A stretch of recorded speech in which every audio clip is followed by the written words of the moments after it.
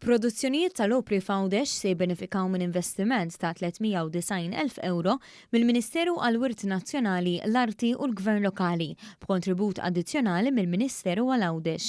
Kemm it-Teatru Astraw kif ukoll it-Teatru Aurora jbenefikaw mill-programm Investiment tal-Organizzazzjonijiet Kulturali Fawdex, immaniġġjat mill-Kunsill Malti għall-Arti, li ma' programm ta' finanzjament ikopri l-perjodu mill-2022 sal-2024.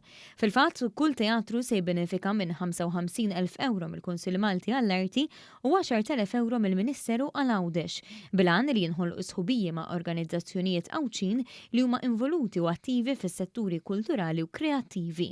Il-programm ikopri attivitajiet li se jsiru din is-sena, sena d-dieħla u ta' wara, u hemm total ta' 7 organizzazzjonijiet għawċin li benefikaw minn din is-sejħa.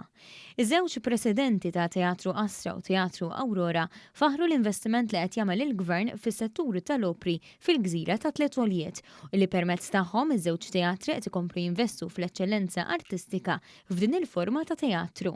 Sigura li kieku ma jkunx hemm dan l-investiment u din l-għajnuna li tkun ġejja mill-Arts Council taħt il-kappa tal-Ministeru tal-Kultura flimkien mal-Ministeru ta' Għawdex l-opera lirika ġewwa pajjiżna żgur li ma tistax issir. Teatru li fl-aħħar żmien għadda minn proċess kontinju ta' riġenerazzjoni u ta' investiment inkluż permezz ta' fondi Ewropej u partikolarment permezz ta' fondi tal-Arts Council li huwa partner prinċipali tagħna flimkien mal-Ministeru Għawdex ser nkunu qed nemmnu biex nkunu qed noffru offerta u esperjenza ġdida. Il-Ministru għall-Għawdex Clint Camilleri qal li minkejja li għandha ftit aktar minn 30,000 ruħ, il-Gżira Awċija għandha żewġ teatri tal-opri li minn tal-inqas itellgħu opra fis-sena, ħafna drabi b'solisti internazzjonali.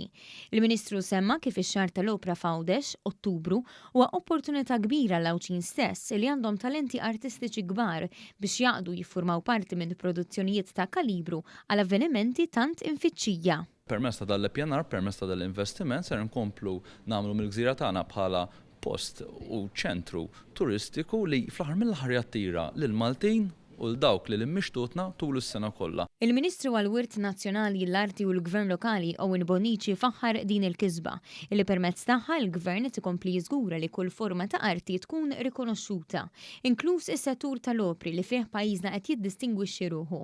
Il-Ministru Bonici għamel referenza wkoll għall politika kulturali nazzjonali li tpoġġi fuq quddiem l-importanza ta' Għawdex li huwa kulturalment distint kif imsemmi f'waħda mill-prijoritajiet.